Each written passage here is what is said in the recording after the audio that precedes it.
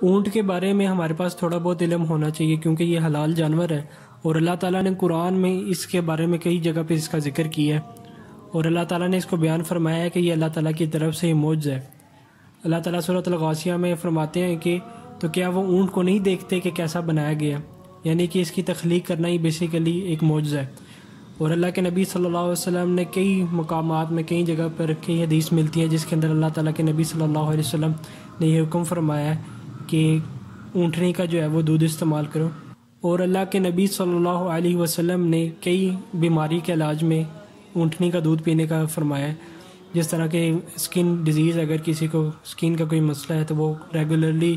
اونٹنی کا دودھ پیے تو اس سے انشاءاللہ شفا ملے گی اس کو۔ اور اگر ہم مزید اس کے بارے میں تھوڑا سا جانیں اور پھر ہم اس کی طرف آتے ہیں کہ یہ بیسیکلی ریزن کیا ہے اس کے پیچھے کہ ہم وضو کیا کریں۔ اونٹ کی تخلیق حقیقتاً جو ہے وہ معجزہ ہے، کیونکہ یہ گرم صحرا کے اندر بھی اپنے پیر رکھ لیتا ہے اور کئی دنوں تک بلکہ کئی مہینوں تک جو ہے وہ بغیر پانی کے زندہ رہ لیتا ہے، اور اونٹ زیادہ درجہ حرارت میں بھی رہ لیتا ہے۔ اس کا جو لووسٹ اور ہائیسٹ ٹمپریچر ہے جس کے اندر یہ رہ سکتا ہے یہ -1 ڈگری سیلسیس سے اپ ٹو 45 ڈگری سیلسیس تک یہ رہ سکتا ہے۔ اس کے برعکس جتنے بھی جانور ہیں، اگر ہم انسان کو بھی شامل کریں اس کے اندر، تو انسان اور باقی جتنے بھی جانور ہیں ان کا 36 ڈگری سیلسیس کے اوپر جتنے بھی آرگنز ہیں وہ صحیح طرح نارمل کام کرتے ہیں۔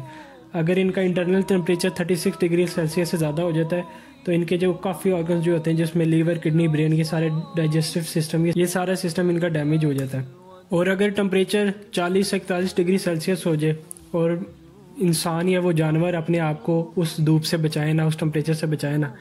تو اس کے آہستہ آہستہ کر کے جتنے بھی باڈی کے اندر سیلز ہوتے ہیں وہ ختم ہونا سٹارٹ ہو جاتے ہیں، آخر میں وہ انسان یا جانور جو ہے وہ مر جاتا ہے۔ اور اسی طرح اس کی آنکھیں جو ہیں وہ بہت زیادہ اسپیشل ہیں کیونکہ اللہ تعالیٰ نے اس کی آنکھوں کے اندر 2 پیٹلز یعنی 2 پنکھڑیاں رکھی ہوئی ہیں، جس کی وجہ سے یہ بہت زیادہ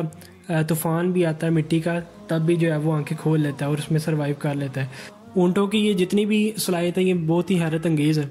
اب ہم اس بات کو دیکھتے ہیں کہ اونٹ کا گوشت کھانے کے بعد وضو کیوں کرنا چاہیے۔ یہ نبی کریم صلی اللہ علیہ وسلم سے ثابت ہے کہ اللہ کے نبی صلی اللہ علیہ وسلم نے فرمایا، جس کا مفہوم ہے کہ جب بھی تم کوئی اونٹ کا گوشت کھاؤ تو اس کے بعد وضو کرو، لیکن اس کے اندر اللہ کے نبی صلی اللہ علیہ وسلم نے اس کی ریزن ہی بتائی کہ وضو کیوں کرنا چاہیے۔ سب سے پہلے ریزن یہ ہے کہ اس کے پیچھے کوئی ریزن ہو یا نہ ہو، یہ اللہ تعالیٰ کے نبی صلی اللہ علیہ وسلم کا فرمان ہے، تو ایک مسلمان کو اس پہ عمل کرنا لازم ہو جاتا ہے۔ اگر کوئی شخص اس کے پیچھے کی وجہ جاننا چاہتا ہے کہ اللہ تعالیٰ کے کیا کیا احسانات ہیں ہمارے اوپر، تاکہ اس سارے کو جان کے اس کے علم میں اضافہ ہو اور اس کے ایمان میں اضافہ ہو، تو یہ کوئی گناہ نہیں ہے، نہ ہی کوئی غلط بات ہے، بلکہ اس سے اس کا ایمان اور زیادہ مضبوط ہوگا۔ تو اگر وہ اس طرح کوئی شخص کرتا بھی ہے تو بہتر ہے۔ جو صحیح رائے ہے کہ وضو کیوں کرنا چاہیے اونٹ کے گوشت کھانے کے بعد، کیونکہ یہ ایک طرح کی عبادت ہے، کیونکہ جب اللہ تعالیٰ کے نبی صلی اللہ علیہ وسلم کا آپ کوئی حکم مانتے ہیں تو بیسیکلی آپ اللہ تعالیٰ کی فرمان برداری کر رہے ہو، اور یہی صحابہ کرام رضی اللہ تعالیٰ عنہم اجمعین کی رائے تھی۔ اونٹ کا گوشت کھانے کے بعد وضو کرنے پہ علماء کرام یہ بھی ریزن دیتے ہیں کہ جو اونٹ کی فطرت ہوتی ہے وہ شیطانی ہوتی ہے، اس کے کھانے کے بعد انسان کے اندر اس طرح کی انرجی پیدا ہو جاتی ہے جس کی وجہ سے وضو کرنے کا حکم ہے۔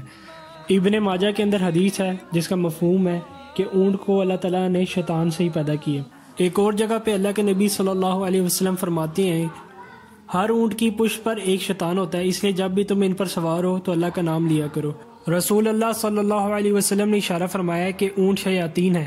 یعنی اللہ بہتر جانتا ہے اس کا مطلب، لیکن شیطانوں کی قسم میں سے ہے یہ، کیونکہ ہر ضدی سرکش مخلوق شیطان ہے، چاہے کچھ بھی ہو، کوئی بھی جانور ہو، جس طرح کالا کتا جو ہے وہ شیطان ہے، اور یہ جو اونٹ ہے وہ انعم جانوروں میں سے ہے، یعنی کہ جس کے اندر اونٹ، باقی مویشی، بھیڑ وغیرہ شامل ہیں، ٹھیک ہے، اور شیاطین انسانوں میں سے بھی ہو سکتے ہیں۔ بس اگر کوئی شخص اونٹ کا گوشت کھاتا ہے تو اس سے اس کا نقصان ہو سکتا ہے، یعنی کہ جس طرح دشمنی کے اندر انسان کا دل کرتا ہے، بہت زیادہ غصہ آتا ہے اور اس کا دل کرتا ہے کہ اگلے بندے کو قتل کر دے، اور اس طرح کی جنگلی کیفیات انسان کے رویے کے اندر شامل ہو جاتی ہیں، اور یہ ساری شیطان جیسی خصوصیات پیدا کرتی ہیں۔ اس لیے شیطان، جس طرح شیطان کو اللہ تعالیٰ نے آگ سے پیدا کی ہے اور آگ صرف پانی سے بجھائی جاتی ہے، اس لیے انسان کو اس کا گوشت کھانے کے بعد وضو کرنے کا حکم دیا گیا تاکہ اسے اس شیطانی توانائی کو روکا جائے اور اسے دبایا جائے، اس لیے کہ جو کھانا وہ کھاتا ہے اس سے انسان کا دل اور رویہ جو ہے وہ بدل جاتا ہے۔ آخری رائے جو اس پہ دی جاتی ہے کہ اونٹ کے گوشت کا جو انسانی اعصاب ہیں اس کے اوپر گہرا اثر ڈلتا ہے، اور اس کے لیے جو سائنٹسٹ ہیں یا جو ڈاکٹرز ہیں، جو لوگ زیادہ گرم مزاج کے لوگ ہوتے ہیں یا جن لوگوں کا درجہ حرارت جسم کا جو ہے وہ ہمیشہ زیادہ رہتا ہے، ان لوگوں کو وہ اونٹ کا گوشت منع کرتے ہیں۔ اور وضو کرنے سے بیسیکلی انسان کے جو اعصاب ہیں ان کو بیسیکلی تسکین پہنچتی ہے، یعنی سکون ملتا ہے۔ اور اسی نشانی سے رسول اللہ صلی اللہ علیہ وسلم نے ہمیں غصے کے وقت وضو کرنے کی تاکید فرمائی تاکہ سکون حاصل ہو، انسان کا جو غصہ ہے وہ کم ہو۔ بیسیکلی وضو کرنے سے جو انسان کی نروز ہوتی ہیں اس کو بیسیکلی سکون ملتا ہے، اس کا ٹمپریچر جو ہے وہ لو ہوتا ہے،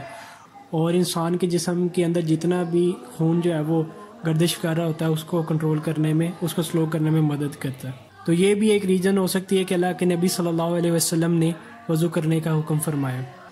اور آخر میں میری اللہ تعالیٰ سے دعا ہے کہ جب بھی آپ کو اس سنت پہ عمل کرنے کا موقع ملے تو آپ اس پہ عمل ضرور کریں۔